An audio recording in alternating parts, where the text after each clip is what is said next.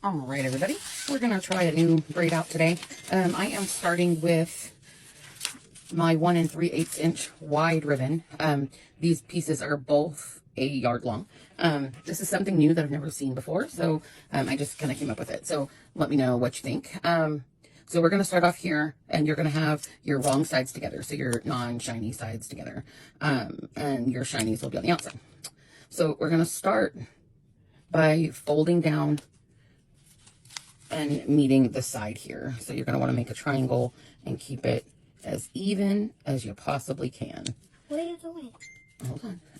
And then for this particular one, like to just start it off with the staple. It makes it easier, but you are going to use a hot glue gun. And then now you're going to take and you're going to fold down here. And you're just going to make it as even there as you can and put in another crease. So now we're going to flip it over to the other side where there's a nice clean triangle. Mommy. Okay, so now that you have this triangle, this will be hidden by the top of the mum, so you won't even see it. So now what I do is I fold this upwards, but I make sure the edge of my ribbon matches the point of it, and then I crease. And now you're gonna pull this back down, and you're gonna fold this behind.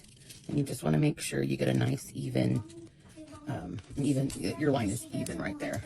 Okay, we'll talk about it in a minute, okay? And now you're gonna fold this back up and see how you have. Who are you talking to?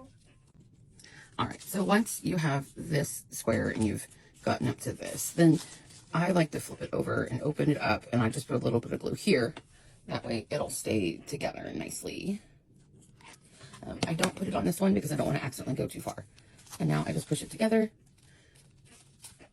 And then I come back over this way, and I again fold here. So I make this crease.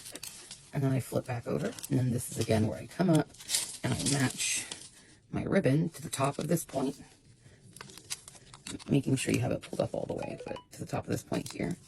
And then I make my crease. And that's where it comes back down. And you come over here, and you just match it right here to this point, and you'll make another crease and go back up. And as you can see, we're getting these triangles. So now this is where I will go make another triangle here, matching up the two edges. And then I'll come back right here. I don't know if y'all can see that. With a little bit of glue here. And then folding that back. Be careful you don't burn your fingers. And you just keep going like that.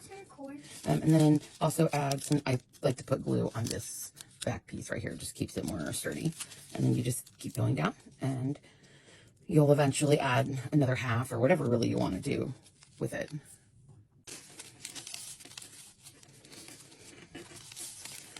This part is pretty important to me. It's how I found the most consistency, so that when I match the two sides of the braids, they match up.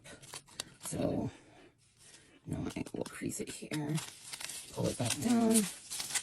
It's important that you fold backwards and not up this way. Otherwise, when you lift it, you're not going to get a clean triangle.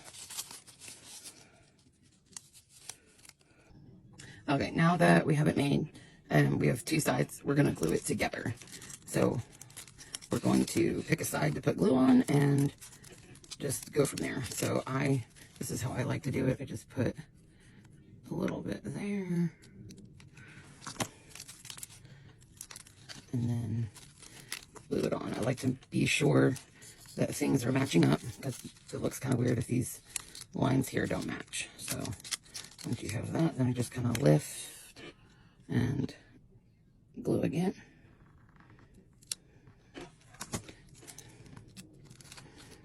Just keep going like that. Try not to get glue on the front. It can get a little messy. Once you have it all glued together, this is where you're going to make sure your ends match. This one I'm going to leave because it'll be up under the mum, so I'll waste less. And then down here, I'll just cut it to match. Like I'll just cut the straight line or fold it under or put a trinket or something at the end, whatever I feel like doing when I go to use it. And now I will add some bling. And for this, I just put the tiniest dot on a few of the backs at a time.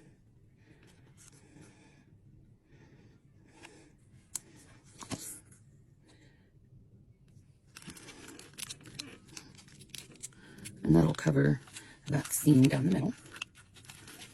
And hopefully any other imperfections you might end up with, just because hot glue is messy.